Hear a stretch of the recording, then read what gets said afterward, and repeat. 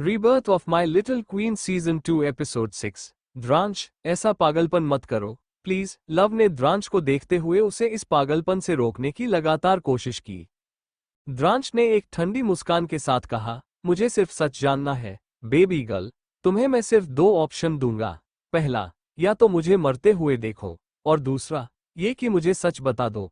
मैं तुमसे वादा करता हूं, अगर आज तुम मुझे सच बताती हो तो फ्यूचर में हम कभी भी इस बारे में बात नहीं करेंगे। लव का दिल जोर से धड़क रहा था। उसने अपनी भावनाओं को कंट्रोल करते हुए कहा, द्रांश, तुम्हारा शरीर नीला पड़ रहा है। एंटीडोट ले लो, मैं तुम्हें सब बताऊंगी, लेकिन पहले तुम्हें ठीक होना होगा। इस हालत में तुम कुछ भी समझ नहीं पाओगे। द्रांश अजीब तरीके से हंसते हुए बोला, क्या मैं तुम्हें पागल नजर आता हूं बेबी गर्ल? ऐसा लगता है कि तुमने पहले ऑप्शन को चुन लिया है और तुम मुझे मरते हुए देखना चाहती हो। इतना कहने के बाद उसने अपनी लाल आंखों से लव को देखने की कोशिश की, मगर अब उसे लव ठीक से दिखाई नहीं दे रही थी। लव को अपने अंदर कुछ टूटता हुआ महसूस हुआ। उसने द्रांश का ये पागलपन पहले कभी नहीं देखा था, और ना ही कभी सोचा था कि वो खुद को इस तरह नुकसान पहुंचाएगा। वो किसी तरह खुद को छुड़ाने की कोशिश करने लगी। उसने गहरी सांस ली और पूरी ताकत लगाकर अपने हाथ को हथकड़ी से आजाद कर लिया, मगर उसकी कलाई पर गहरे निशान साफ दिखाई दे रहे थे। लव भागते हुए द्रांश के पास पहुंची। वह घुटनों के बल बैठकर उसके गालों को थपथपाते हुए घबराकर बोली, द्रांश, ओपन योर आइज। द्रांश। द्रांश का पूरा शरीर ठंडा पड़ चुका था। लव का दिमाग एक पल के लिए काम करना बंद कर गया, मगर उसने खुद को शांत करने की कोशिश की और जल्दी से कमरे में दौड़ पड़ी। उसने एंटीडोट को ढूंढने की कोशिश की, मगर वह कहीं नहीं मिला। अचानक उसे कुछ याद आया। वो जल्दी से अपना बैग खोलकर उसमें से एक छोटा सा बॉक्स निकाल लाए। वो द्रांश के पास पहुंची। उसने जल्दी से एक गोली निकालकर द्रांश के मुंह में डाल दी और फिर एक सिल्वर नीडल को उसके एक्यूपंक्चर पॉइंट पर इंजेक्ट कर दिया। ये सब करते वक्त उसके माथे से पसीना बहने लगा था और उसके हाथ कांप रहे थे, इसलिए उसे खुद को फोकस करने में काफी मुश्किल हो रही थी। ये सब करने के बाद लव द्रांश को देखने लगी। उसका दिल डर के मारे इतनी तेजी से धड़क रहा था जैसे वो उसके सीने से बाहर निकलने वाला हो। उसने कांपते हुए हाथों से द्रांश के गालों को पकड़कर कहा, द्रांश, क्यों किया तुमने ये? अगर तुम्हें कुछ हो जाता तो मैं क्या करती? सब मेरी गलती है कि मैं तुम्हें पसंद करने लगी, इसलिए तुम्हारी ऐसी हरकत से मुझे बहुत फर्क पड़ रहा है। मैंने आज तक कभी किसी को इतने करीब नहीं आने दिया, मगर तुम मेरे करीब आए, और अब तुम मेरे साथ ऐसा कर रहे हो। किसी की हिम्मत नहीं हुई कि वह मुझे डरा सके, मगर तुम ऐसा कर रहे हो। अगर तुमने दोबारा ऐसा किया तो मैं तुमसे कभी बात नहीं करूंगी। एक्यूपंक्चर और गोली का असर धीरे धीरे द्रांश के शरीर पर होने लगा था। वो धीरे धीरे होश में आने लगा, मगर उसने लव का हाथ झटक दिया, लेकिन लव ने उसे कसकर पकड़ लिया, जिससे दोनों का बैलेंस बिगड़ गया और वे जमीन पर गिर गए। द्रांश नीचे लेटा था और लव उसके ऊपर थी। द्रांश के नीले पड़े होठों को देखकर लव की भावनाएं अस्थिर हो गई थीं। उसे पहले से ही एहसास था कि वो द्रांश को सिर्फ पसंद नहीं करती, बल्कि उससे प्यार करती है। मगर इस वक्त उसे पूरी तरह यकीन हो गया कि वो द्रांश से सिर्फ प्यार नहीं करती, बल्कि बहुत गहराई से प्यार करती है। लव की आंखों में आंसू थे, मगर उसने उन्हें बाहर नहीं आने दिया। उसने खुद को कठोर बना लिया था। उसने अपना सिर द्रांश के सिर पर रखते हुए गहरी सांस ली और कहा, द्रांश, तुम्हें जानना है ना कि दक्ष और दिव्य किसके बेटे हैं? मैं तुम्हें सच बताऊंगी, मगर मुझे भी पूरा सच नहीं पता। शुरुआत में मुझे लगता था कि दिव्य मेरा बेटा नहीं है, क्योंकि सालों पहले एक आर्मी ऑफिसर, जो दीक्षित खानदान का बड़ा बेटा था, यानी आदित्य दीक्षित, उसने मुझे दिव्य की जिम्मेदारी सौंपी थी। मुझे भी यही लगा कि वो दिव्य का पिता है, मगर मुंबई जाने के बाद मुझे पता चला कि दिव्य मेरा बेटा है और दक्ष भी। पर उनके पिता कौन है, इस बारे में मुझे भी कुछ नहीं पता। मुझे केवल इतना पता है कि उन दोनों को लैब में जन्म दिया गया था। दिव्य और दक्ष के पिता कौन है, ये सिर्फ आदित्य ही जानता है। द्रांश, तुम मेरी बातें सुन रहे हो ना? लव ने द्रांश के चेहरे पर लगे खून को साफ किया। द्रांश ने अपनी गहरी आंखें खोलकर उसे देखा, मगर वो अब भी एरोगेंट लग रहा था। उसके चेहरे पर कोई भाव नहीं थे, इसलिए लव समझ नहीं पा रही थी कि उसने उसकी बात सुनी भी थी या नहीं। काफी देर तक दोनों एक दूसरे की आंखों में देखते रहे। धीरे धीरे वक्त कब गुजर गया पता ही नहीं चला। अचानक द्रांश ने लव की कमर पर अपनी पकड़ मजबूत कर दी, जिससे लव चौंक गई और होश में आई। जैसे ही उसकी नजर द्रांश के शरीर पर लगे सिल्वर नीडल पर पड़ी, उसने जल्दी से उसे बाहर निकाल दिया। फिर उसने द्रांश का तापमान चेक किया और पाया कि अब वो सामान्य हो चुका था। उसने राहत की सांस ली।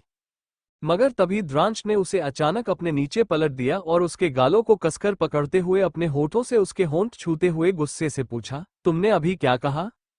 उसके इस अचानक कदम से लव पहले तो स्तब्ध रह गई, मगर फिर वो उसके सवाल को समझते हुए अपने होठों को दबाते हुए धीरे से बोली, दिव्य और दक्ष के डैडी के बारे में केवल आदित्य को पता है।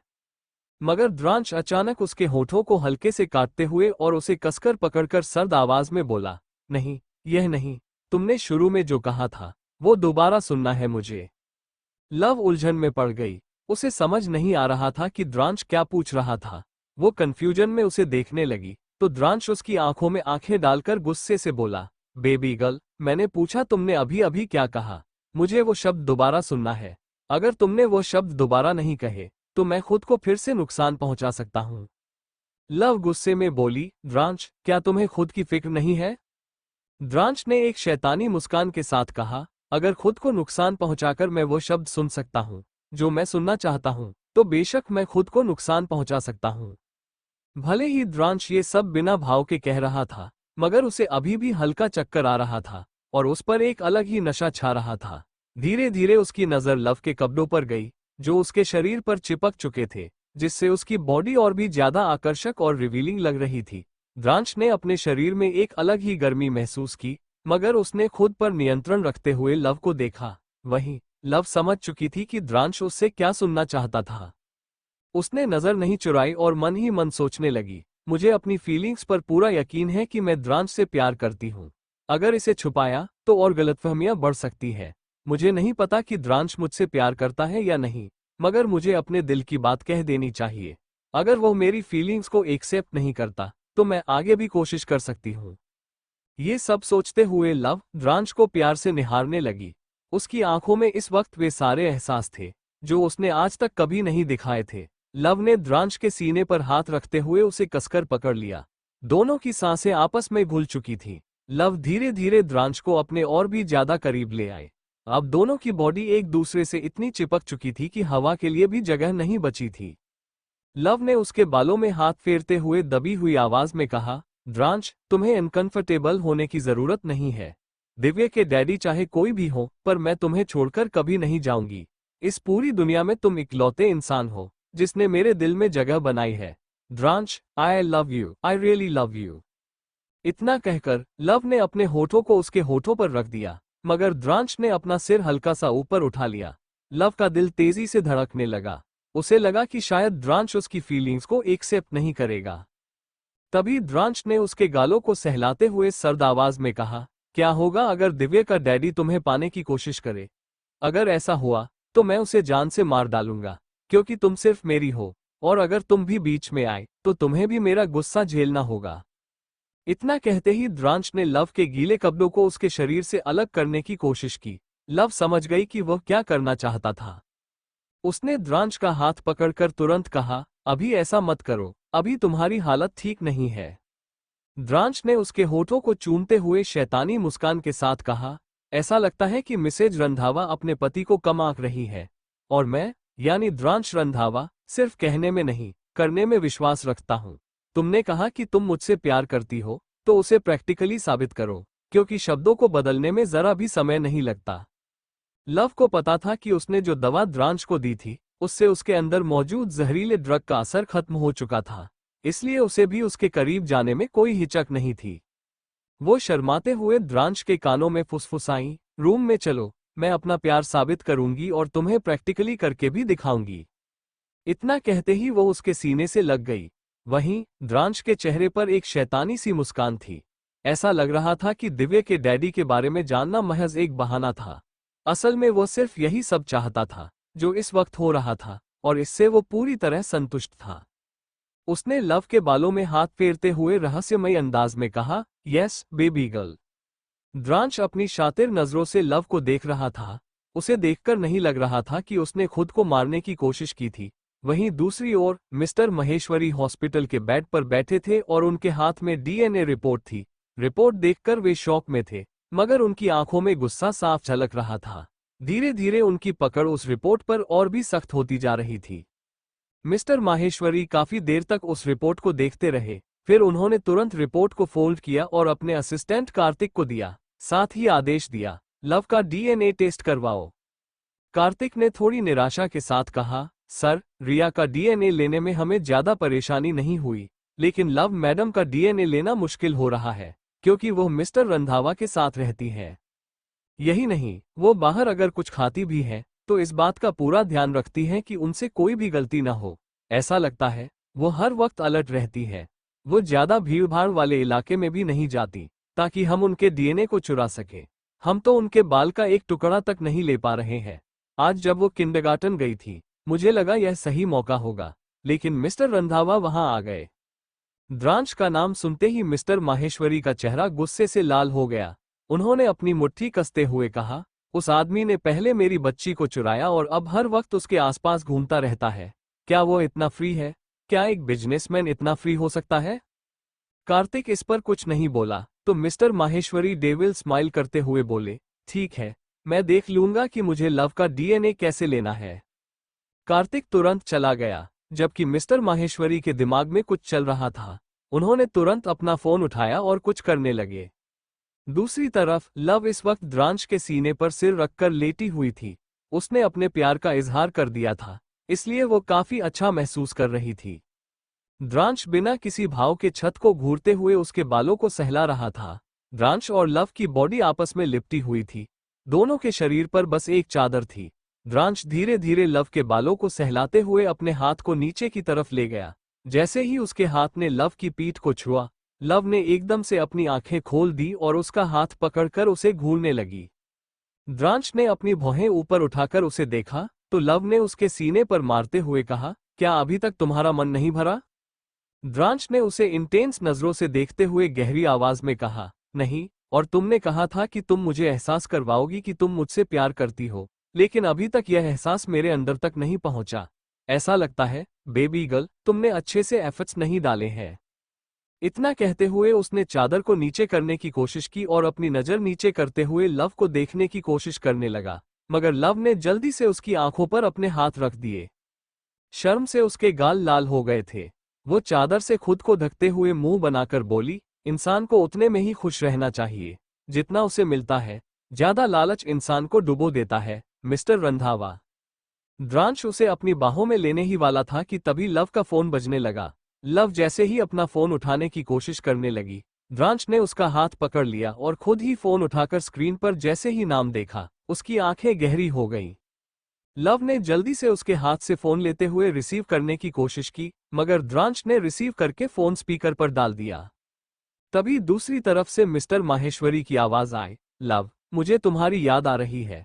क्या तुम अपने डैडी से मिलने नहीं आओगी? और तुमने कहा था कि तुम दिव्या और दक्ष को भी लेकर आओगी। ये सुनकर लव ने द्रांश के हाथ को अपने शरीर से हटाने की कोशिश की, मगर द्रांश ने गुस्से में अपने हाथों से उसे जबरदस्ती पकड़े रखा। लव ने हार मानते हुए फोन को देखा और जवाब दिया, डैडी, मैं 7 बजे तक आ जाऊंगी, आप चिंता मत करिए। मिस्टर माहेश्वरी खुशी से बोले, मैं इंतजार करूंगा। इतना कहकर उन्होंने फोन रख दिया, मगर द्रांश ने कॉल काट दी। ये देखकर लव हैरानी से बोली, यह क्या किया? द्रांश ने मुंह बनाकर कहा, जरूर, उनके दिमाग में कोई प्लानिंग चल रही होगी और वह तुम्हें मुझसे छीनने की कोशिश कर रहे होंगे। लव ने एक गहरी सांस ली, मगर वो कुछ नहीं बोली।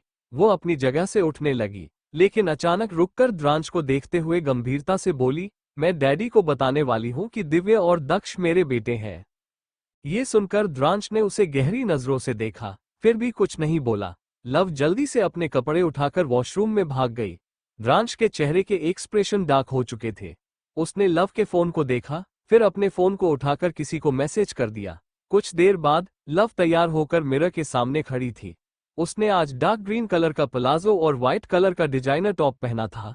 उसके बाल खुले हुए थे और वह अपने होठों पर हल्का सा लिप बाम लगा रही थी।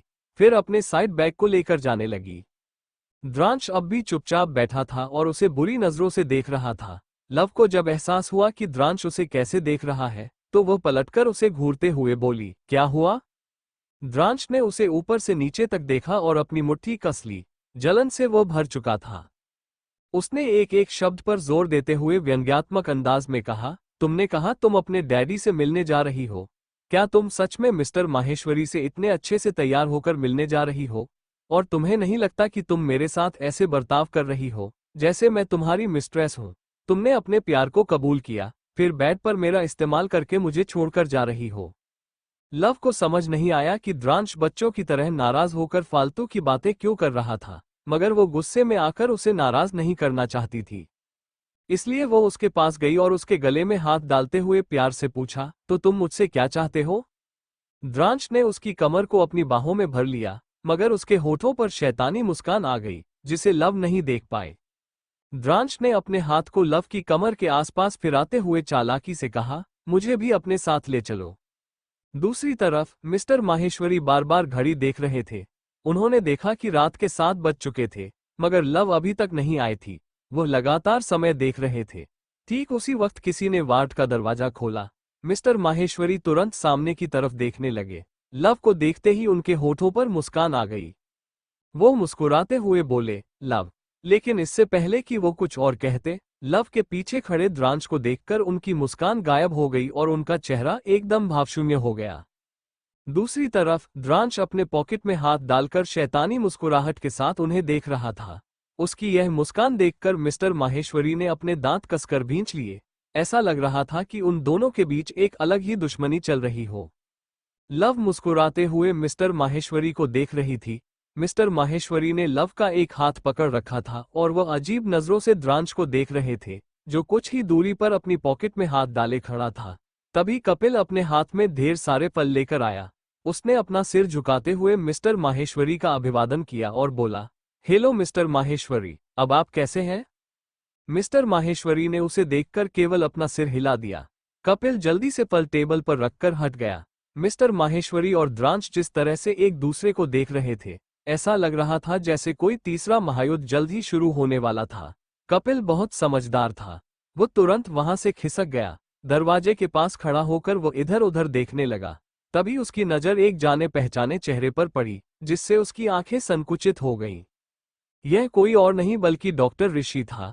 ऋषि परेशान और चिढ़ा हुआ लग रहा था और उसके पीछे पीछे स्वाति आ रही थी, जो बिल्कुल प्यार में पागल किसी लड़की जैसी दिख रही थी।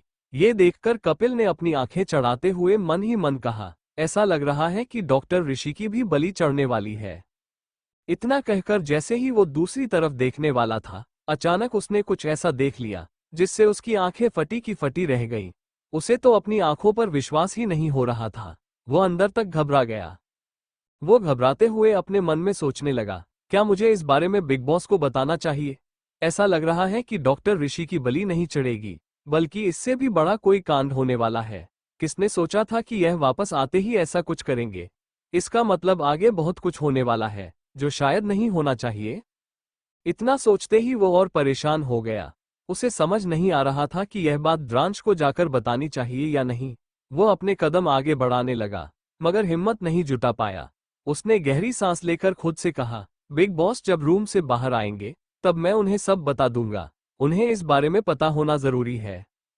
इतना कहते ही वो फिर से चिंतित होकर उस दिशा में देखने लगा, जहां उसने पहले वो चीज देखी थी। वार्ड के अंदर लव को लगने लगा कि माहौल कुछ ज्यादा ही बिगड़ने वाला था। इसलिए उसने मिस्टर माहेश्वरी का हाथ पकड़कर दक्ष और दिव्य की तरफ इशारा करते हुए कहा, डैडी, आपको दक्ष और दिव्य से मिलना था ना? मिस्टर माहेश्वरी ने फाइनली अपनी नजरें द्रांश से हटाकर दक्ष और दिव्य को देखा। वे दोनों बिल्कुल एक जैसे दिखते थे, मगर दिव्य के चेहरे पर शरारतीपन झलक रहा था, जबकि दक्ष बिल्कुल गंभीर था। उसके चेहरे पर कोई भाव नहीं थे और वो ज्यादा बोलता भी नहीं था। दक्ष के चेहरे को देखकर एक पल के लिए मिस्टर माहेश्वरी ने फिर से द्रांश की तरफ देखा, क्योंकि इस वक्त दक्ष और द्रांश दोनों के चेहरे एक जैसे भावशून्य थे। तभी दिव्य मिस्टर माहेश्वरी का हाथ पकड़कर खुशी से बोला, नानू, आप जल्दी से ठीक हो जाइए। उसके बाद मैं आपको एक सीक्रेट बताऊंगा, लेकिन अकेले में। ये सुनकर मिस्टर माहेश्वरी ने दिलचस्पी लेते हुए पूछा, कैसा सीक्रेट?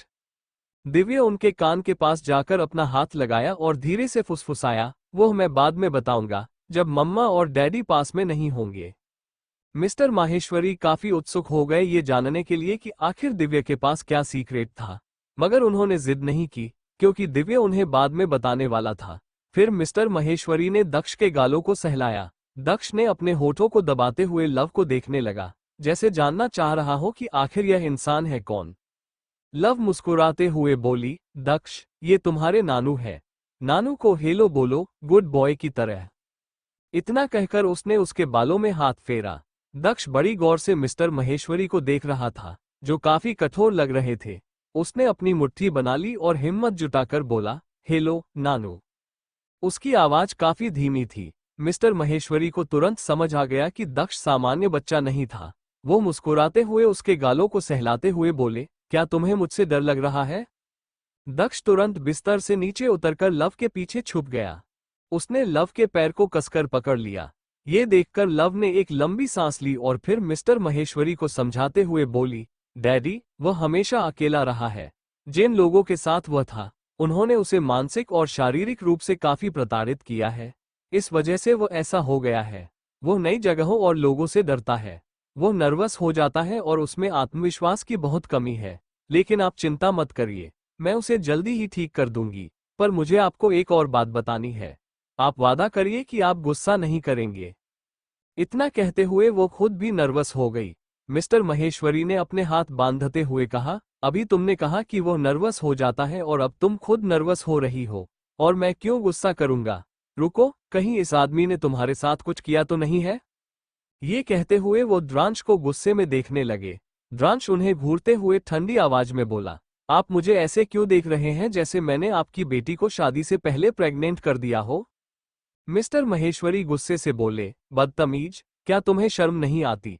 यहाँ दो दो बच्चे हैं और तुम ऐसी बकवास कर रहे हो। द्रांश ने अपने हाथ लव की कमर पर रखते हुए बिना किसी भावना के कहा, क्या फर्क पड़ता है अगर मैं अपनी बीवी को प्रेग्नेंट करता भी हूं तो? उन्हें छोटा भाई या बहन ही मिलेगा। इसमें गुस्सा करने वाली कोई बात नहीं है। लव ने जल्दी से उसका हाथ अपनी कमर से हटा दिया और उसके कंधे पर हल्का सा मारते हुए धीरे से बोली, क्या कर रहे हो? अगर तुम ऐसे ही लड़ाई करते रहोगे तो तुम डैडी के दुश्मन बन जाओगे। द्रांश ने उसे अपनी काली, गहरी आंखों से बुरी तरह घूरा। लव ने अपनी आंखों से ही अनुरोध किया कि वो शांत रहे। द्रांश दूसरी तरफ देखने लगा, लेकिन मिस्टर महेश्वरी का गुस्सा बढ़ता ही जा रहा था। लव ने दिव्या और दक्ष को बाहर भेज दिया। फिर वो मिस्टर महेश्वरी को शांत करते हुए बोली, डैडी, मैं आपको अपनी प्रेगनेंसी की खबर नहीं दे रही। मेरा मतलब, मैं आपको कुछ और बताने आई थी। इतना कहते ही वो और ज्यादा नर्वस हो गई। उसने कसकर मिस्टर महेश्वरी का हाथ पकड़ा और थोड़ी हिम्मत जुटाकर कहा, डैडी, मुझे नहीं पता ये कैसे हुआ, लेकिन दक्ष और दिव्या मेरे बेटे हैं, मेरे बायोलॉजिकल बेटे। ये सुनते ही मिस्टर महेश्वरी के ऊपर जैसे पहाड़ टूट पड़ा। वो सदमे में लव को देखने लगे। उनके चेहरे के भाव कठोर हो गए थे और उनकी आंखों में गुस्सा साफ नजर आ रहा था। उन्होंने बिना सोचे समझे द्रांश को देखते हुए गुस्से में कहा, क्या ये सब तुमने किया है? तुम उसे सालों पहले मिले थे, तब तुमने उससे शादी कर ली थी। क्या तुमने शादी से पहले उसे प्रेग्नेंट कर दिया था? तुम ऐसा कर भी कैसे सकते हो? कहीं तुमने मेरी बेटी को ब्लैकमेल करके शादी तो नहीं की? मिस्टर महेश्वरी का बीपी गुस्से में हाई हो गया। लव ने उन्हें तुरंत समझाते हुए कहा, डैडी, ऐसा कुछ भी नहीं है।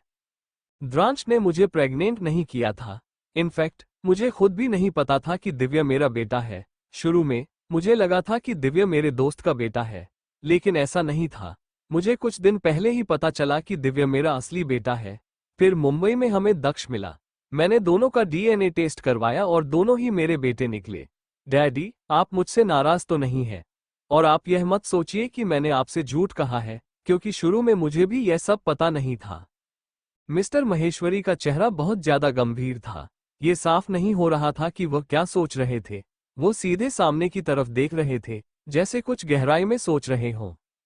लव ने उनके कंधे को पकड़कर हल्के से झकझोरा। मिस्टर महेश्वरी अचानक उसकी तरफ देखकर कठोर आवाज में बोले, इनके फादर कौन है?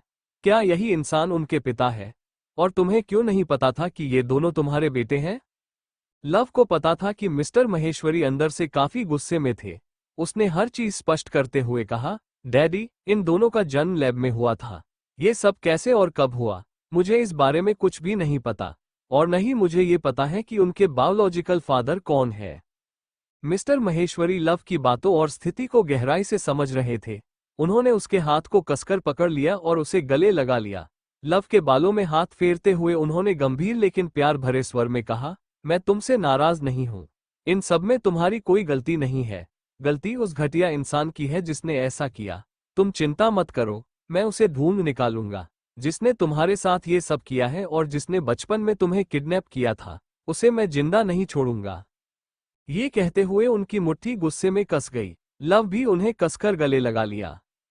हालांकि लव ने यह नहीं देखा कि मिस्टर महेश्वरी ने बड़ी चालाकी से उसके सिर से एक बाल निकाल लिया और उसे अपने हाथ में दबाए रखा। जैसे ही लव उनसे थोड़ी दूर हुई, उन्होंने चुपके से उस बाल को तकिए के नीचे रख दिया। फिर लव के माथे पर एक किस देकर मुस्कुराते हुए बोले, लव, तुम बाहर जाओ, मुझे द्रांश से कुछ बात करनी है। लव के चेहरे पर चिंता झलकने लगी। उसने द्रांश की तरफ देखा, जो गुस्से और जलन भरी निगाहों से मिस्टर महेश्वरी को घूर रहा था। लव को समझ नहीं आ रहा था कि द्रांश उसके डैडी के साथ इस तरह क्यों बर्ताव कर रहा था और क्यों जल रहा था। उसने मिस्टर महेश्वरी को समझाने की कोशिश की, डैडी, क्या आप मेरे सामने बात नहीं कर सकते? और प्लीज, द्रांश की इसमें कोई गलती नहीं है। मिस्टर महेश्वरी ने उसे बीच में रोकते हुए तंज भरे स्वर में कहा, क्या तुम्हें डर है कि मैं तुम्हारे हस्बैंड के साथ कुछ कर दूंगा? क्या तुम्हें अपने डैडी पर भरोसा नहीं है? लव को समझ नहीं आ रहा था कि वह दोनों को अकेला छोड़कर जाए या नहीं, क्योंकि द्रांश और मिस्टर महेश्वरी दोनों ही एक दूसरे को गुस्से में देख रहे थे। द्रांश ने लव की ओर देखा तक नहीं। उसके जाने के बाद वो मिस्टर माहेश्वरी के सामने बेफिक्र और ठंडे भाव से खड़ा रहा। मिस्टर माहेश्वरी ने उसे कुछ देर तक ऊपर से नीचे तक घूरा और फिर तंज भरे स्वर में बोले, क्या तुम्हें जलन हो रही है या इनसिक्योरिटी महसूस हो रही है? द्रांश ने अपनी भौहें ऊपर उठाते हुए सर्द आवाज में कहा, मुझे ऐसा क्यों महसूस होगा? लगता है आपके सिर पर चोट लगी है, जिससे आपको गहरा असर पड़ा है। क्या मैं आपके लिए एक अच्छे डॉक्टर को हायर करूं?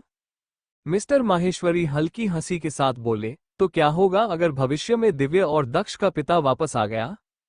द्रांश ने तंज भरी मुस्कान दी। वह धीरे धीरे उनके करीब आया, लेकिन 4 फीट की दूरी पर रुक गया। वह वहीं रखी कुर्सी पर आराम से बैठ गया और दबंग अंदाज में बोला, ससुर जी, क्या मैं आपको इतना बेवकूफ लगता हूं कि ऐसे किसी इंसान के बारे में सोचूं, जिसका मुझसे कोई मुकाबला ही नहीं है? इसके बजाय मैं अपनी बेबी गर्ल के करीब आने की कोशिश करूंगा, जो मैं पहले ही कर चुका हूं। आपको नहीं लगता कि अगर मैं आपकी बेटी के दिल में अपनी जगह बना लूं, तो मुझे इनसिक्योरिटी महसूस करने की जरूरत ही नहीं पड़ेगी? फिर उसने रहस्यमयी मुस्कान के साथ आगे कहा, आपकी बेटी ने कुछ वक्त पहले ही मुझे प्रपोज किया था। उसने कहा था कि चाहे कुछ भी हो जाए, वह हमेशा मेरे पास रहेगी और उसके दिल में सबसे पहली जगह सिर्फ मेरी होगी। मिस्टर माहेश्वरी गुस्से से दांत पीसते हुए बोले, तुमने उसके साथ क्या किया है? मैं तुम्हें अच्छे से जानता हूं। तुम्हारे जैसा शातिर इंसान अपने मकसद को पूरा करने के लिए किसी भी हद तक जा सकता है। द्रांश सरकास्टिक टोन में बोला, बिल्कुल सही पहचाना आपने। ज्यादा कुछ नहीं, बस मैंने खुद को जहर का इंजेक्शन दिया। मुझे लगा नहीं था कि वह इतनी आसानी से मेरे करीब आ जाएगी और उसके दिल की बात उसके होठों पर आ जाएगी, लेकिन जो मैं चाहता था वही हुआ। फिर वह बेहद ठंडे अंदाज में मिस्टर माहेश्वरी की ओर झुकते हुए बोला, उसे मुझसे छीनने की कोशिश मत करिएगा, क्योंकि अगर मैं एक बार खुद को मारने की कोशिश कर सकता हूं, तो दोबारा भी कर सकता हूं। और यकीन मानिए, बेबी गर्ल मेरे ऐसा करते ही मेरे लिए कुछ भी करेगी। मैं उसे खुद के प्यार में इस कदर पागल कर दूंगा कि उसे हर जगह सिर्फ द्रांश रंधावा ही नजर आएगा। इस पूरी दुनिया में अगर उसे सबसे ज्यादा किसी पर भरोसा होगा, अगर वह किसी के लिए ऑब्सेस्ड होगी, तो वो सिर्फ द्रांश रंधावा होगा, और यह काम मैं 1 हफ्ते के अंदर कर लूंगा। इतना कहने के बाद वह अपनी जगह से खड़ा हुआ और बिना पीछे मुड़े वहां से चला गया। मिस्टर माहेश्वरी का चेहरा डाक पड़ गया, क्योंकि उन्होंने द्रांश की आंखों में जो पागलपन देखा था, वो सालों पहले उन्होंने अपनी ही आंखों में देखा था, मिसेज माहेश्वरी के लिए। पर उन्होंने कभी नहीं सोचा था कि द्रांश इस हद तक चला जाएगा कि वो खुद को मारने की कोशिश करेगा, सिर्फ इसलिए ताकि लव उसके और करीब आ जाए। वे द्रांश की स्वास्थ्य स्थिति अच्छे से जानते थे कि उसके लिए वह जहर कुछ ज्यादा ही खतरनाक था, क्योंकि कोई डॉक्टर भी उसका इलाज नहीं कर सकता था। अगर कोई डॉक्टर द्रांश का इलाज करता, तो उसे छूने के कारण द्रांश की एलर्जी शुरू हो जाती। जब द्रांश वार्ड से बाहर आया, तो कपिल उससे कुछ कहना चाहता था, मगर उससे पहले ही लव ने जल्दी से द्रांश का हाथ पकड़कर पूछा, क्या हुआ? क्या तुम्हारी और डैडी के बीच लड़ाई हो गई? चिंता मत करो, मैं किसी भी तरह उन्हें समझा दूंगी। द्रांश ने उसकी कमर में हाथ डालकर एक शैतानी मुस्कान के साथ कहा, डोंट वरी बेबी गर्ल। उन्होंने कहा है कि मुझ जैसा दामाद पाकर वे खुश हैं और वे बहुत ही ज्यादा खुशनसीब हैं कि मैं उनका दामाद बना। द्रांश की बात सुनकर कपिल और लव उसे ऐसे देखने लगे जैसे वो कोई पागल हो, मगर द्रांश ने दोनों की निगाहों को नजरअंदाज कर दिया।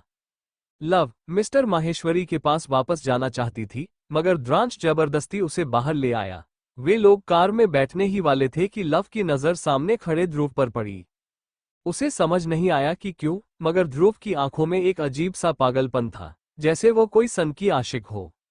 जब लव ने उसकी निगाहों का पीछा करते हुए उस इंसान को देखा जिसे वो घूर रहा था, तो वह और भी ज्यादा चौंक गई, क्योंकि ध्रुव किसी और को नहीं बल्कि स्वाति को देख रहा था, वो भी एक पागल आशिक की तरह। लव अपने मन में बड़बड़ाए, व्हाट द हेल। तभी द्रांश की नजर भी ध्रुव और स्वाति पर पड़ी। ध्रुव को देखते ही उसकी आंखें गहरी हो गईं। लव ने अपने होठों को आपस में दबा लिया। फिर उसने सोचा कि उसने सिर्फ स्वाति को ऋषि से मिलाने का वादा किया था, जो वह पहले ही कर चुकी थी। अब उनकी जिंदगी में क्या होता है, इससे उसे कोई फर्क नहीं पड़ना चाहिए। ऊपर से ध्रुव को उसकी सच्चाई पता थी, इसलिए वो बिल्कुल भी रिस्क नहीं ले सकती थी। द्रांश ने लव का हाथ पकड़कर उसे ठंडी निगाहों से देखा, क्योंकि लव लगातार ध्रुव को ही देख रही थी, और यह बात द्रांश से बर्दाश्त नहीं हो रही थी। जब लव को एहसास हुआ कि उसने क्या गलती की है, तो वह इधर उधर देखने लगी। द्रांश ने उसके हाथ पर अपनी पकड़ कसते हुए दक्ष और दिव्य की ओर देखा और कहा, कार में बैठो। दक्ष और दिव्य जल्दी से कार में बैठ गए। फिर द्रांश लव को लेकर कार में बैठ गया। उनके वहां से चले जाने के बाद ध्रुव अपने अंदर के शैतान को छुपाते हुए धीरे धीरे स्वाति की तरफ बढ़ने लगा। स्वाति इधर उधर नजरें घुमाते हुए ऑटो ढूंढ रही थी। वो परेशान होकर खुद से बड़बड़ाए, कितनी रात हो गई है और ये ऑटो वाले भी जैसे हड़ताल पर चले गए हैं, या फिर कसम खा रखी है कि इधर नहीं आएंगे। सारी प्रॉब्लम एक साथ ही आनी होती है। इतना कहते हुए उसने अपना पैर पटका और इधर उधर देखा। तभी उसे अपने पीछे एक अजीब ठंडक का एहसास हुआ, जिससे उसकी रीढ़ की हड्डी तक सिहरन दौड़ गई। अनजाने में ही उसका दिल डर से तेजी से धड़कने लगा। जब उसने पीछे मुड़कर देखा तो उसकी नजरें ध्रुव की ठंडी और शैतानी निगाहों से टकराईं। ध्रुव के चेहरे पर कोई भाव नहीं थे, वो लगातार स्वाति के होठों को देख रहा था। ध्रुव के अंदर का जानवर धीरे धीरे जागने लगा था। पहली बार उसने किसी लड़की को इतनी गौर से देखा था, या यूं कहें, पहली बार किसी लड़की ने उसे अपनी ओर आकर्षित कर लिया था। स्वाति घबराते हुए उसे देखने लगी, फिर अपनी मुट्ठी बंद करते हुए डरकर बोली, आप कौन हैं और मुझे इस तरह क्यों देख रहे हैं? इतना कहते ही वो असहज महसूस करने लगी। ध्रुव ने अपने अंदर के जानवर को काबू में रखते हुए बिना किसी भाव के मगर शांत आवाज में कहा, क्या तुम्हें लिफ्ट चाहिए? स्वाति हाँ कहना चाहती थी, मगर ध्रुव के डरावने अंदाज को देखकर हल्के गुस्से में बोली, नहीं, और मैं अजनबियों से बात नहीं करती। इतना कहकर वह जाने ही वाली थी कि ध्रुव ने अचानक उसका हाथ पकड़ लिया। स्वाति के तो रोंगटे खड़े हो गए। वो कुछ कहती उससे पहले ही ध्रुव सख्त आवाज में बोला, मेरे पास भी फालतू का टाइम नहीं है, मुझे लव ने तुम्हारी मदद के लिए भेजा है। ये सुनकर स्वाति हैरानी से उसे देखने लगी, पर उसे यकीन नहीं हो रहा था, इसलिए उसने तुरंत लव को मैसेज किया। दूसरी तरफ लव ने जब उसका मैसेज पढ़ा तो वो खिड़की से बाहर देखने लगी। बाहर काफी अंधेरा हो चुका था और अस्पताल के आसपास ज्यादा गाड़ियां भी नहीं थीं। लव ने सोचा कि ध्रुव के अलावा स्वाति से लिफ्ट के बारे में किसी और ने नहीं पूछा होगा, और ध्रुव को देखकर नहीं लग रहा था कि वह उसे नुकसान पहुंचाएगा, इसलिए उसने हाँ कह दिया। स्वाति लव का मैसेज पढ़ने के बाद ध्रुव को ऊपर से नीचे तक देखते हुए मन में सोचने लगी, कितना डरावना इंसान है ये, आखिर लव के पास इतने खतरनाक लोग क्यों हैं? वहीं ध्रुव अब भी उसे देख रहा था, मगर उसकी नजरें स्वाति की बॉडी पर थीं, जिनमें वासना की झलक थी। अगले ही पल उसकी नजरें सामान्य हो गईं, जैसे वो कोई जेंटलमैन हो। स्वाति को डर तो लग रहा था, मगर अकेले जाने के डर से वो उसके साथ चली गई। जब ध्रुव ने स्वाति को उसके अपार्टमेंट में छोड़ा तो तुरंत जाने के बजाय वहीं खड़ा होकर उसे अंदर जाते हुए देखने लगा। उसके होठों पर धीरे धीरे एक शैतानी मुस्कान उभर आई। ध्रुव ने अपना फोन निकालकर किसी को मैसेज किया, फिर अपनी सिगरेट जलाकर धीरे धीरे कश लेने लगा, मगर उसकी नजर अब भी स्वाति के अपार्टमेंट की ओर थी। कुछ देर बाद वो वहां से चला गया, लेकिन जाने के बाद भी वह अपने पर्सनल घर के बार में बैठा था। उसने शराब पी रखी थी और सोफे पर बैठा हुआ था, मगर उसकी आंखों में एक अजीब से भाव थे जिन्हें समझना थोड़ा मुश्किल था।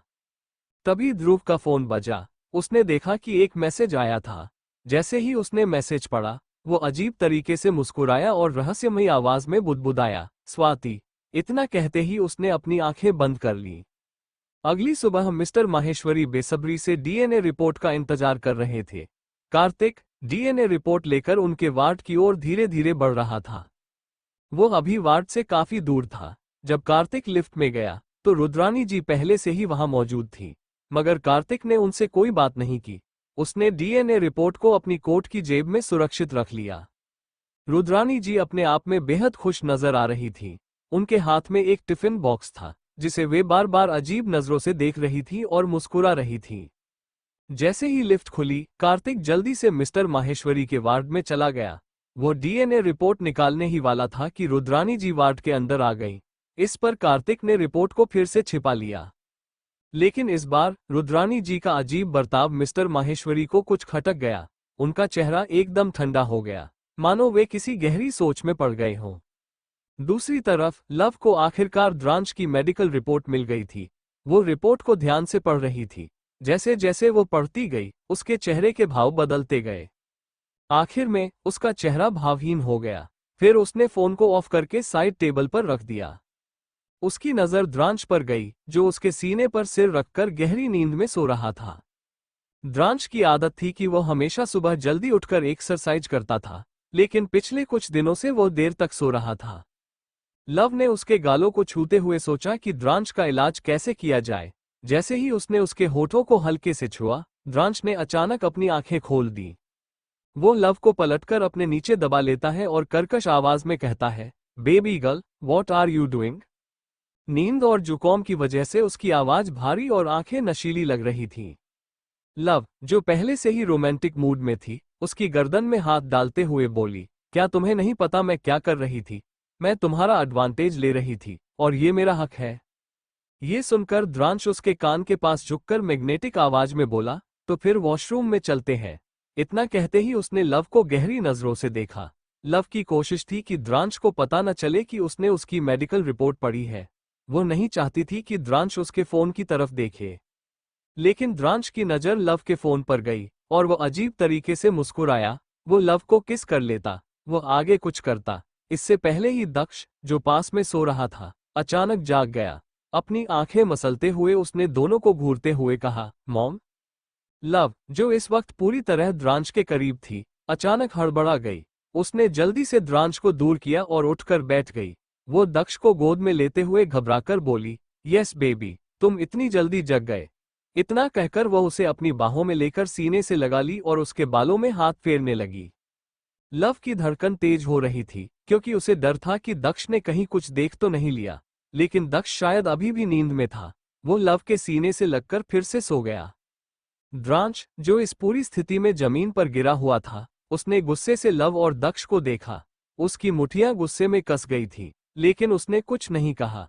लव द्रांश को गिल्टी एक्सप्रेशन के साथ देख रही थी, लेकिन द्रांश अपनी नजरें उससे फेर लिया। उस दिन लव कॉलेज गई थी। गेट के अंदर पहुंचते ही अचानक किसी ने उस पर जानलेवा हमला कर दिया। लव ने खुद को बचाने के लिए पलटकर जवाब देना चाहा, लेकिन उसका हाथ गेट से टकरा गया। उसे दर्द तो नहीं हुआ, लेकिन उसने इसे नजरअंदाज कर दिया। दूसरी तरफ द्रांश अपनी कार में बैठा फाइल पर साइन कर रहा था। अचानक उसके हाथ में इतनी तेज दर्द हुआ कि पेन छूटकर कार की सीट पर गिर गया। पेन गिरने की आवाज काफी तेज थी। कपिल ने पलटकर द्रांश को हैरानी से देखा और घबराते हुए बोला, बिग बॉस, आपने पेन फेंक दिया या उसमें कुछ खराबी थी? द्रांश ने कुछ नहीं कहा और बस अपने हाथ को दबाकर दर्द सहने की कोशिश करता रहा। वहीं लव ने अपनी कोल्ड नजरों से उस शख्स को देखा जिसने हमला किया था। वो एक हट्टा कट्टा लड़का था, जिसके हाथ में कांटेदार चेन थी। लड़के ने लव को ऊपर से नीचे घूरते हुए कहा, तुम्हें मुझसे कौन बचाएगा? जो मुझसे पंगा लेता है वह बच नहीं पाता। इतना कहते ही उसने लव पर चेन से हमला कर दिया। लव तेजी से नीचे झुकी और पलटकर लड़के को एक जोरदार किक मारी। तभी वहां 5-6 और लड़के आ गए, जिन्होंने लव पर हमला कर दिया। लव अपनी पहचान छुपाने के लिए अपनी पूरी ताकत से नहीं लड़ रही थी, बस खुद को बचाने की कोशिश कर रही थी। दूसरी तरफ द्रांश ने गुस्से में फाइल फेंक दी और लैपटॉप खोलकर कुछ तेजी से टाइप करने लगा। लेकिन अचानक उसके सिर और पीठ में दर्द होने लगा। उसे ये सब अजीब लग रहा था। कॉलेज में लव ने पास रखा एक गमला उठाया और सामने खड़े एक लड़के पर फेंक दिया। गमले का कुछ हिस्सा लव की तरफ भी आया।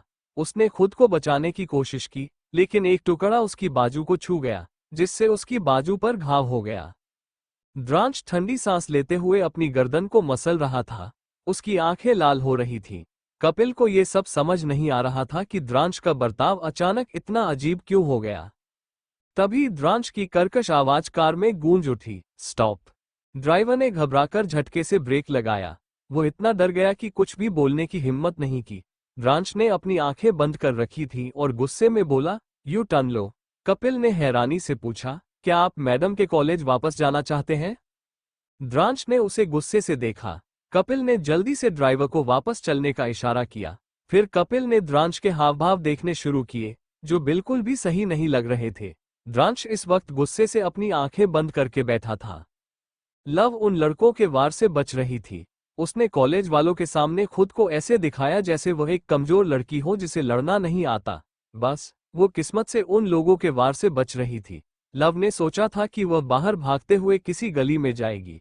फिर जब ये लड़के उसका पीछा करते हुए आएंगे तो वह उन्हें अच्छा सबक सिखाएगी। उसे अपना ये प्लान काफी पसंद आया था। वो जल्दी से गेट के बाहर भागने की कोशिश कर रही थी। अभी वो सड़क के पास ही पहुंची थी कि अचानक कई सारी कारें एक के बाद एक वहां आकर रुक गईं। लव एकदम से रुक गई, वरना वो उन कारों से टकरा भी सकती थी। पीछे और आगे खड़ी कारों से कई गार्ड निकलकर लव को चारों तरफ से घेर लेते हैं। सभी स्टूडेंट्स लव को देख नहीं पा रहे थे, मगर वहां मौजूद हर कोई गार्ड्स को देखकर बहुत ज्यादा हैरान था। ठीक उसी वक्त बीच वाली कार का दरवाजा खुला और द्रांश अपने जमे हुए भावों के साथ बाहर निकला। हमेशा की तरह उसके चेहरे पर मास्क और हाथों में ग्लव्स थे और उसने ओवरकोट पहना हुआ था, मगर गार्ड्स ने उसे भी घेर रखा था, इसलिए कोई भी उसे देख नहीं पा रहा था। लेकिन उसके डरावने और खतरनाक ऑरा को वहां मौजूद हर कोई महसूस कर सकता था और 2 कदम पीछे हट गया।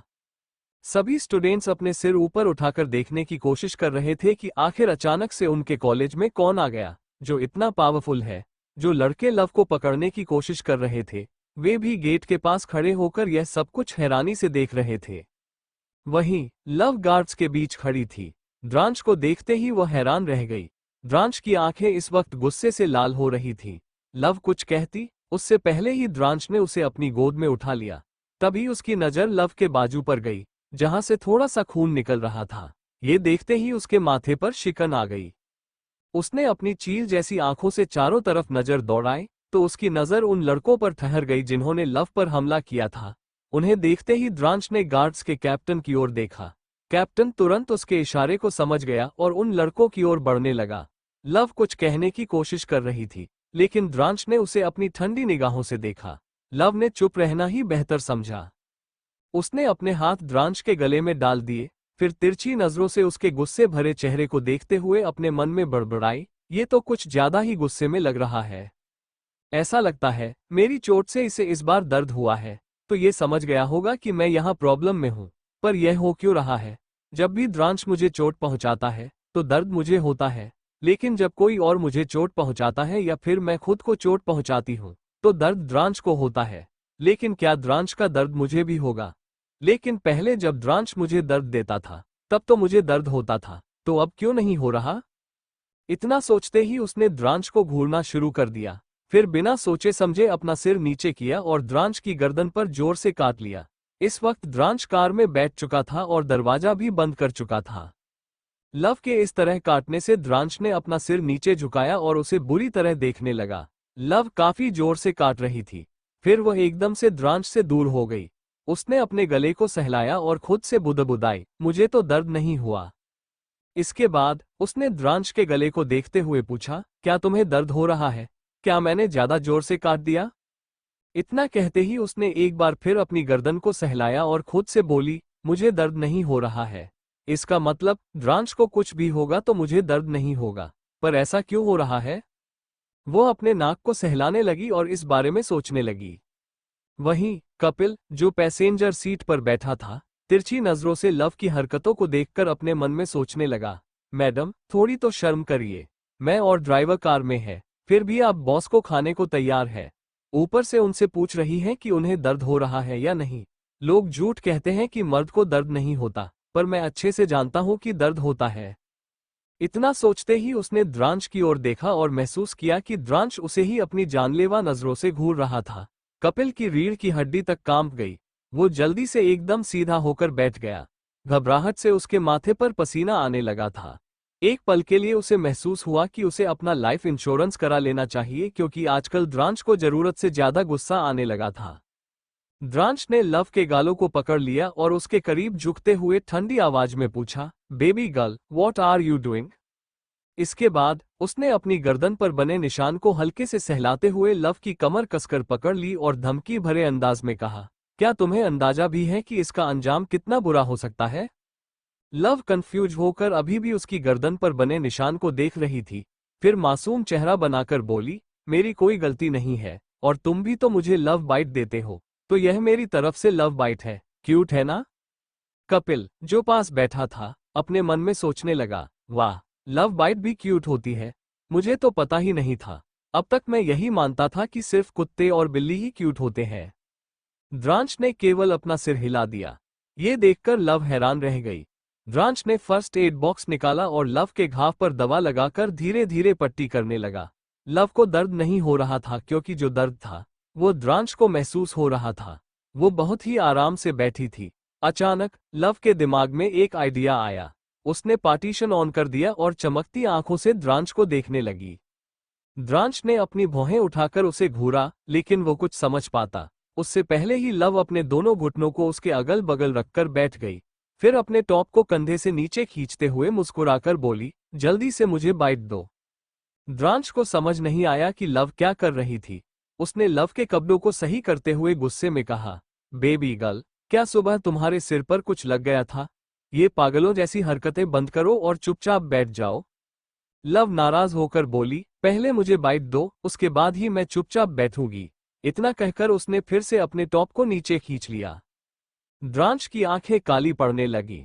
उसका शरीर धीरे धीरे गर्म हो रहा था और उसकी नजरों में अब डिजायर साफ झलकने लगी थी। लेकिन जल्दी ही उसने अपनी आंखें बंद करके गुस्से में कहा, मैंने कहा चुपचाप बैठ जाओ। क्या तुम्हें सुनाई नहीं दे रहा, या फिर तुम चाहती हो कि मैं तुम्हें कार से नीचे उतार दूं? लव बिल्कुल भी नहीं डरी।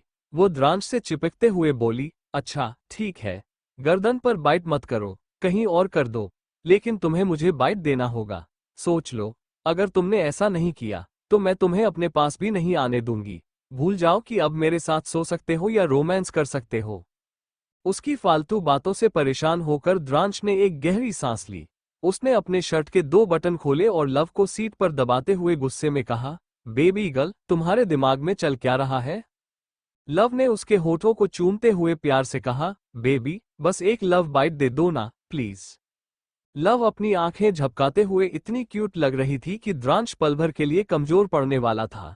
लेकिन वो जल्दी से खुद को संभालता, अपने कपड़े ठीक करता और शांत होकर बैठ गया। उसने लव की बात मानने से साफ इनकार कर दिया। लव को समझ नहीं आ रहा था कि इतने अच्छे मौके का द्रांश फायदा क्यों नहीं उठा रहा।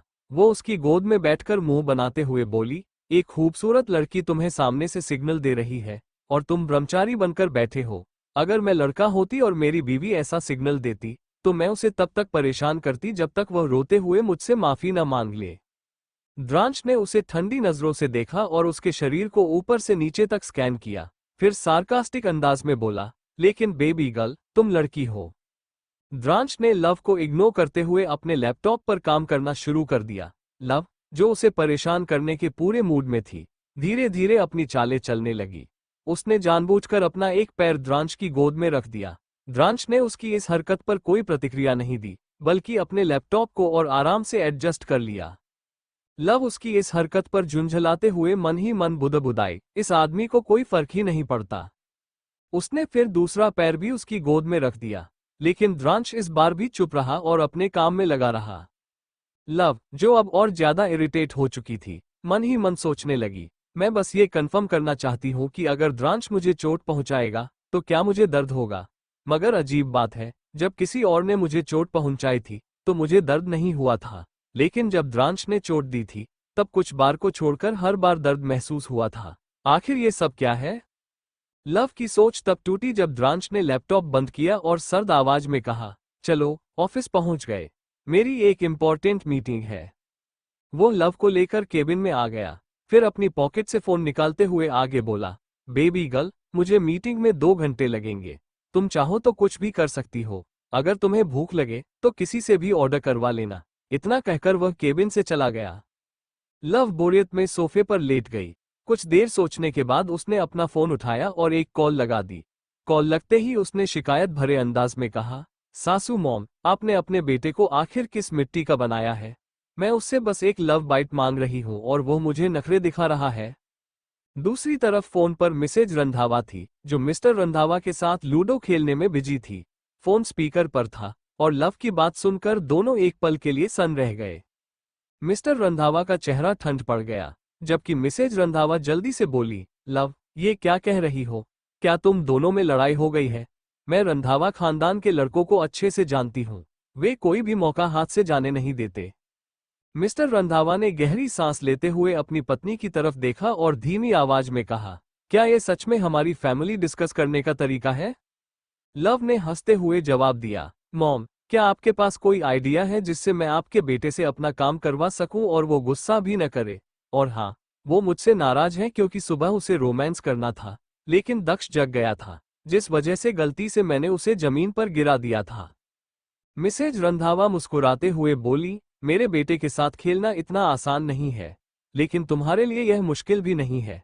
तुम थोड़ा ट्राई करो उसे बहकाने की। लव ने झुंझलाते हुए जवाब दिया, मगर मॉम, मैं उससे एक छोटी सी चीज मांग रही हूं और वह मुझे वह भी नहीं दे रहा। एक लव बाइट ही तो मांगी है। मैंने तो उसे पहले ही बहकाकर देख लिया है, लेकिन इसका कोई फायदा नहीं हुआ। मिसेज रंधावा ने हंसते हुए कहा, चिंता मत करो, आखिरकार तुम लव हो, उसकी बीवी, और द्रांश तुम्हारा है। वो तुम्हें ज्यादा देर तक नजरअंदाज नहीं कर सकता, और अगर करे तो उसे एक नशीली दवा देकर अपने काबू में कर लो। एक बार द्रांश के फादर पर मैंने यही ट्राई किया था। ये सुनकर लव हैरान रह गई थी। फोन कटते ही लव ने गहरी सांस ली और सोफे पर पसर गई।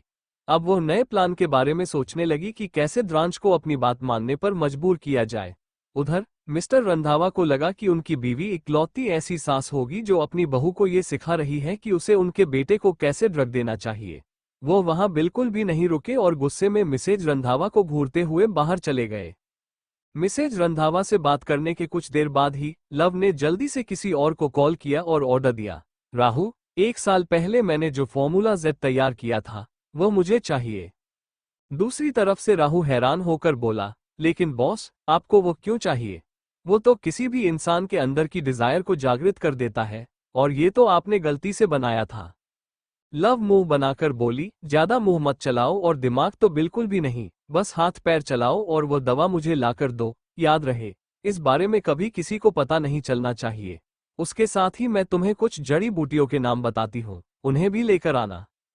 इतना कहकर उसने कॉल काट दिया और जड़ी बूटियों के नाम लिखकर राहु को भेज दिए।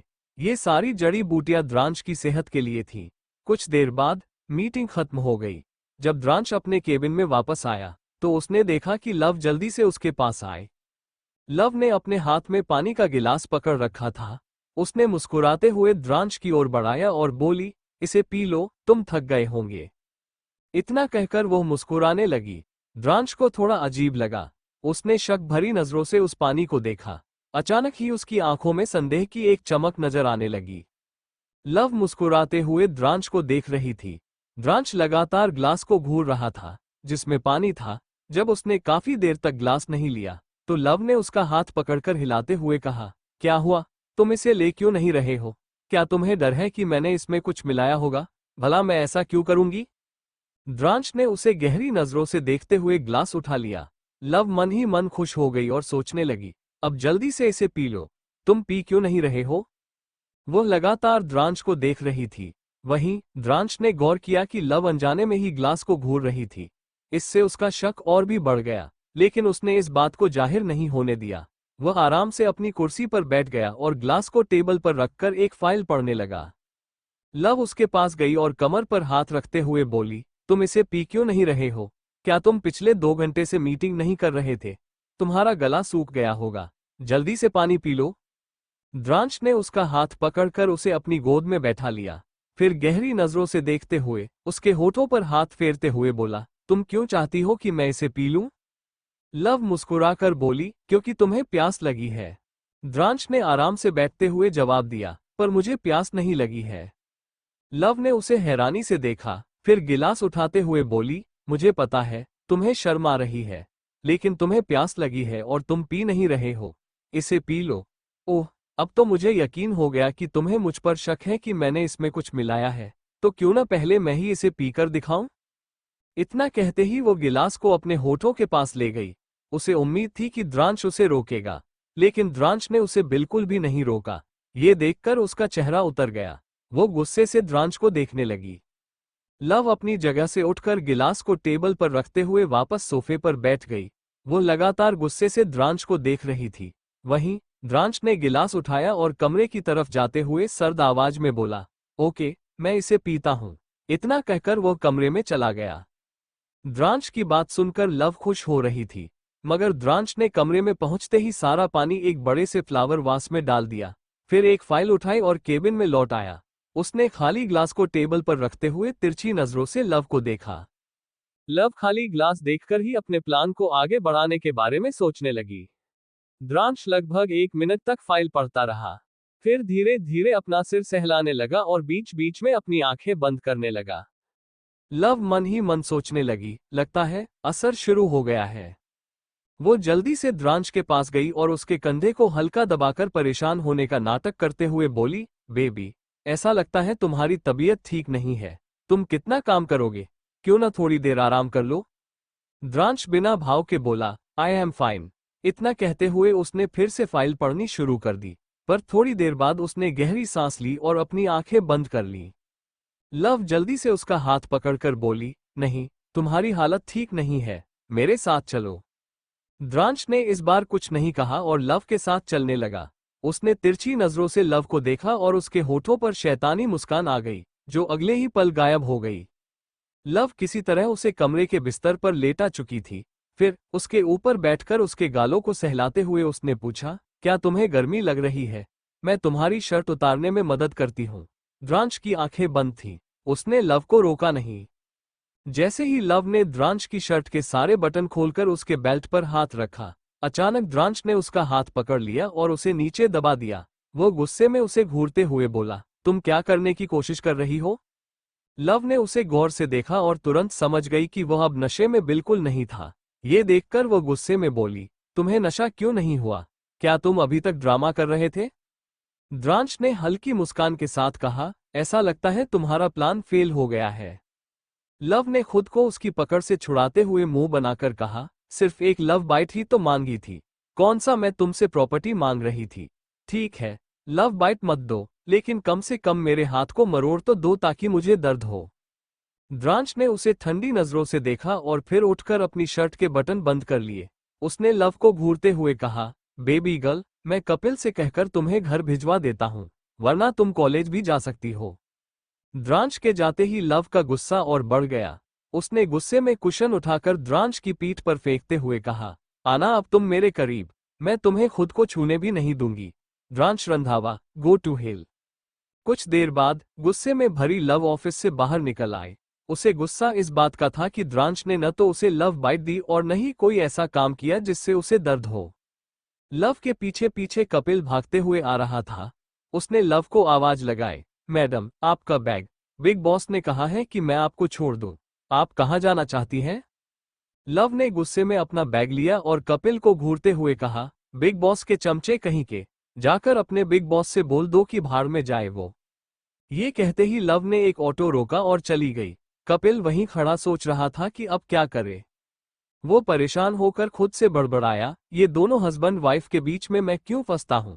क्या किसी को समझ नहीं आता कि मैं सिर्फ एक पर्सनल असिस्टेंट हूँ? ऊपर से ये बिग बॉस हर वक्त माय बेबी गर्ल कहते रहते हैं और खुद उनकी एक छोटी सी ख्वाहिश पूरी नहीं कर रहे। पता नहीं इन दोनों के झगड़े में मुझे और कितना पिसना पड़ेगा। कपिल मुंह बनाते हुए ऊपर चला गया। लव ने देखा कि अभी ज्यादा वक्त नहीं हुआ था, लेकिन फिर भी उसका कॉलेज जाने का मन नहीं था। उसने अस्पताल जाने का फैसला किया। वहां पहुंचकर उसे पता चला कि मिस्टर महेश्वरी को डिस्चार्ज मिल चुका था। वो वापस घर जाने ही वाली थी कि अचानक उसने अथर्व को देखा। अथर्व को देखते ही वो छुप गई। अथर्व अस्पताल से निकलकर बगल के कैफे में गया और लव भी उसके पीछे पीछे वहां पहुंच गई। लव ने देखा कि अथर्व रुद्रानी से मिलने आया था। रुद्रानी अथर्व को देखकर खुश हो गई। अथर्व आराम से उसके सामने वाली चेयर पर बैठा और मुस्कुराते हुए बोला, अब बताओ क्यों मिलना था, और मुझे इस तरह कॉल मत किया करो। कितनी मुश्किल से इस सीक्रेट को सीक्रेट रखा है कि मैं तुम्हें जानता हूं। रुद्रानी गुस्से में बोली, अपना मुंह बंद रखो। रिया कब से जेल में है और तुम उसे निकालने में मेरी मदद नहीं कर रहे। तुमने कहा था कि रिया का करियर ब्राइट होगा, मगर वो इस वक्त जेल में है, और वह भी लव के कारण। लव का नाम सुनते ही अथर्व का गुस्सा भड़क गया। उसने कहा, उस लड़की का नाम मत लो। उसने मेरी जिंदगी तबाह कर दी है। उसके कारण द्रांश ने मुझे गोली मारी और अब वो पहले की तरह मुझ पर भरोसा नहीं करता। लेकिन मैंने एक तरीका सोचा है। मैंने द्रांश के घर के एक नौकर को अपने साथ मिला लिया है। द्रांश जल्दी ही मेरे कंट्रोल में आ जाएगा और तब मैं लव को अच्छा सबक सिखाऊंगा। रुद्रानी ने गुस्से में दांत पीसते हुए कहा, कोई तो तरीका निकालो इस लड़की को रास्ते से हटाने का, वरना ये लड़की हमारा सारा प्लान बर्बाद कर देगी। अथर्व हंसते हुए बोला, प्लान तो रिया बर्बाद कर रही है। उसे संभल कर रहना चाहिए था। क्या जरूरत थी उसे मिस्टर महेश्वरी को जान से मारने की? और मैं इस बार हेल्प नहीं कर सकता, क्योंकि द्रांश ने ये सारा मामला अपने बड़े भाई ध्रुव को सौंप दिया है। ध्रुव एक सनकी है, वो कभी किसी की बात नहीं सुनता और जो भी उसके रास्ते में आता है उसे खत्म कर देता है। सालों पहले ध्रुव ने अपने ही दोस्त को मार डाला था, और अब तक तो उसने आहूजा परिवार को उनकी औकात दिखा दी है। पूरा आहूजा परिवार चेहरा छुपाए पूरे शहर में घूम रहा है। पता है क्यों? क्योंकि उन लोगों ने लव को खत्म करने के लिए किसी को भेजा था। अब तब तक कुछ नहीं हो सकता जब तक हमें लव की कमजोरी न मिल जाए। वैसे वो सब छोड़ो, मैं जो कहता हूं वह करो। इतना कहकर उसने एक डिब्बी रुद्रानी की तरफ बढ़ाई। फिर गंभीर होते हुए बोला, इसमें जो गोलियां हैं उन्हें खाने से इंसान का दिमाग कंट्रोल से बाहर हो जाता है। हर वक्त उसे भ्रम होता है और वो कंफ्यूजन में रहता है। इस दवा को मिस्टर महेश्वरी को दे दो। अगर मिस्टर महेश्वरी मर गए तो सारी प्रॉपर्टी रिया की हो जाएगी, क्योंकि सबकी नजरों में रिया उनकी बेटी है। फिर लव को भी ठिकाने लगा देंगे। ये सुनकर रुद्रानी खुश हो गई। उसने डिब्बी उठा ली और मुस्कुराते हुए बोली, चिंता मत करो। अब समझो उनकी उल्टी गिनती शुरू हो गई है। इतना कहते ही उसकी आंखों में चमक आ गई। वहीं लव ने सारी बातें रिकॉर्ड कर ली थीं। वो हल्की सीटी बजाते हुए वहां से निकल गई। रुद्रानी जब माहेश्वरी विला पहुंची तो सीधे मिस्टर महेश्वरी के कमरे में गई। उस वक्त मिस्टर महेश्वरी गार्डन में थे। रुद्रानी ने उनकी दवा के डिब्बे को उठाया, उसमें से असली गोलियां निकाल दी और अथर्व द्वारा दी गई गोलियां उसमें भर दी। फिर वह हंसते हुए बोली, अब वही होगा जो मैं चाहूंगी। फिर जल्दी से किचन में गई और चाय बनाने लगी, ताकि मिस्टर महेश्वरी के सामने अपना अच्छा इंप्रेशन डाल सके। लव ने अपनी हाथ में पहनी इलेक्ट्रॉनिक वॉच, जो एक मिनी लैपटॉप की तरह थी, से सीसीटीवी को हैक कर लिया। उसने हर मूवमेंट को ध्यान से देखा और अंदाजा लगाया कि कमरे के अंदर क्या हुआ होगा। डेविल स्माइल करते हुए लव माहेश्वरी विला के पीछे वाले दरवाजे से अंदर घुस गई। उसने पाइप को देखा और दीवार पर चढ़कर सीधे मिस्टर महेश्वरी के कमरे में पहुंच गई। अंदर पहुंचते ही उसने हाथ झाड़ा और सीटी बजाते हुए मिस्टर महेश्वरी की दवा ढूंढने लगी। लव ने तुरंत वो डिब्बी खोज निकाली जिसमें रुद्रानी ने दवा बदली थी। फिर वह चालाकी से रुद्रानी के कमरे में गई और उसकी डायबिटीज की दवाओं के साथ छेड़खानी कर दी। दोनों दवाएं देखने में लगभग एक जैसी थीं, जिससे कोई शक करना मुश्किल था। इसके बाद लव खिड़की के रास्ते से विला से बाहर निकल गई। लव अब अच्छे मूड में थी, इसलिए वो रिया से मिलने पुलिस स्टेशन गई। रिया जेल के अंदर थी और उसकी हालत खराब नजर आ रही थी। लव को देखते ही रिया गुस्से में आग बबूला हो गई। दांत पीसते हुए उसने कहा, तुम यहाँ क्या करने आए हो? सब तुम्हारी वजह से हो रहा है। लव ने सलाखों को पकड़ते हुए उदासी का नाटक किया और बोली, रिया दीदी, मैंने क्या किया? मैंने कुछ भी नहीं किया। वह तो आप ही थी जिसने डैडी को चोट पहुंचाई थी। रिया गुस्से में चिल्लाई, मेरे डैडी को डैडी मत कहो। लव ने अपनी आंखों में उदासी लाते हुए कहा, ठीक है दीदी, जैसा आप कहें। लव का इस तरह सहमत हो जाना रिया को अजीब लगा। उसने झुंझलाते हुए कहा, क्या ड्रामा कर रही हो? लव ने सलाखों को पकड़कर रिया को एकटक देखते हुए थोड़ा रुक रुक कर कहा, रिया दीदी, मुझे अफसोस हो रहा है कि मॉम आपसे मिलने नहीं आ रही है। मैंने उनसे कई बार कहा कि वे यहाँ आए, लेकिन वे तो पैसे उड़ाने में बिजी हैं। आज ही उन्होंने 5 लाख की शॉपिंग की। रिया को ये सुनकर गुस्सा आया, लेकिन उसने अपने गुस्से पर काबू रखा। लव ने अपनी बात जारी रखी, मॉम तो मजे से जी रही है, जैसे उन्हें आपकी कोई फिक्र ही ना हो। वैसे भी कौन सी वो आपकी असली मॉम है? ये सुनकर रिया को गहरा झटका लगा। लव ने अपनी बात को और गहरा करते हुए कहा, मॉम ने तो मुझे अपना सबसे कीमती ब्रेसलेट भी दिया है। इतना कहते हुए लव ने जेब से ब्रेसलेट निकाला और रिया को दिखाया। रिया का चेहरा पीला पड़ गया। गुस्से में वो बोली, यह नहीं हो सकता। ये ब्रेसलेट तो मॉम ने मेरे लिए बनवाया था। उन्होंने कहा था कि यह सिर्फ मेरा है। लव ने धीरे से उसे ठीक करते हुए कहा, उन्होंने यह अपनी बेटी के लिए बनवाया था और वह बेटी मैं हूँ। उन्होंने कहा है कि मैं रंधावा परिवार में शादी करके उनका नाम रोशन कर रही हूँ। रिया की आंखों में अब गुस्से और दुख के मिश्रित भाव थे।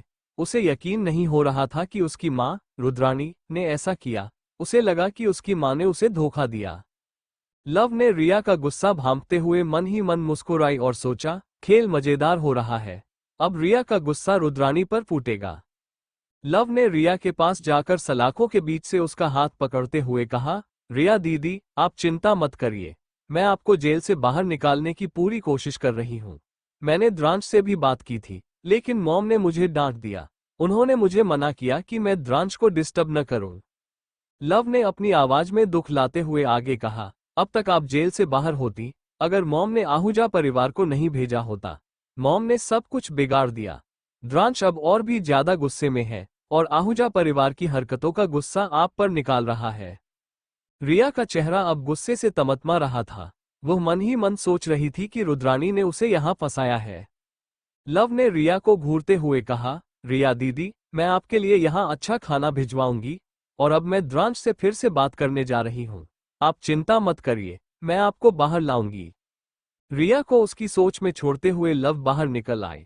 बाहर निकलते ही उसने एक हवलदार को पैसे थमाए और ठंडी आवाज में कहा, अगर रुद्राणी रिया के लिए कुछ भी अच्छा भिजवाने की कोशिश करे तो रिया से कह देना कि यह सब मैंने किया है, और अगर रिया रुद्राणी के बारे में पूछे तो कह देना कि रुद्राणी कभी मिलने नहीं आई। हवलदार ने पैसे लेते हुए सिर हिलाया। लव अब और भी खुश नजर आ रही थी। वो सोच रही थी, खेल मेरे मुताबिक चल रहा है।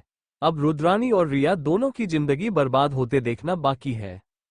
लव जैसे ही पुलिस स्टेशन के बाहर पहुंची, उसने सामने खड़े एक आदमी को देखा और ठिठक गई। वह आदमी कोई और नहीं बल्कि अमन था, जिसे मिस्टर माहेश्वरी ने कई साल पहले गोद लिया था। अमन अपने डोमिनेटिंग अंदाज में कार से टिककर खड़ा था और दूर कहीं एक तरफ देख रहा था। लव ने उसे देखते ही अपने आप से बड़बड़ाते हुए कहा, यह आदमी यहाँ क्या कर रहा है? कहने को तो मेरा अडॉप्टेड भाई है, लेकिन जिस नज़र से यह मुझे देखता है वो मुझे हमेशा अजीब लगता है। द्रांश ने पहले ही मुझसे कहा था कि मुझे इससे दूर रहना चाहिए। इतना सोचकर लव ने अमन को नजरअंदाज करने की कोशिश की और वहां से जाने लगी, लेकिन तभी अमन ने पीछे से उसका हाथ कसकर पकड़ लिया। गुस्से में लव पलटी और तीखे स्वर में बोली, भाई, आप ये क्या कर रहे हैं? उसने जानबूझकर भाई शब्द पर जोर दिया ताकि अमन को यह एहसास दिला सके कि भले ही वो गोद लिया हुआ हो, पर उनके रिश्ते की सीमाएं हैं। अमन ने उसकी बात को अनसुना करते हुए गहरी और सख्त आवाज में कहा, लव, मैंने तुमसे पहले भी कहा था कि द्रांश अच्छा इंसान नहीं है। तुम्हें पता भी नहीं है अंडरवर्ल्ड में उसकी क्या पोजीशन है। वो जैसा दिखता है वैसा है नहीं। वो एक छुपा हुआ शैतान है जो अपनी सच्चाई दुनिया से छुपाता है, लेकिन सही वक्त आने पर वो तुम्हें भी खत्म कर देगा। Thank you for listening. मुझे उम्मीद है आपको ये स्टोरी पसंद आई होगी। अगर आपको पसंद आई है तो प्लीज़ लाइक और कमेंट करना ना भूलें और मोर स्टोरीज के लिए सब्सक्राइब करें। मिलते हैं नेक्स्ट वीडियो में।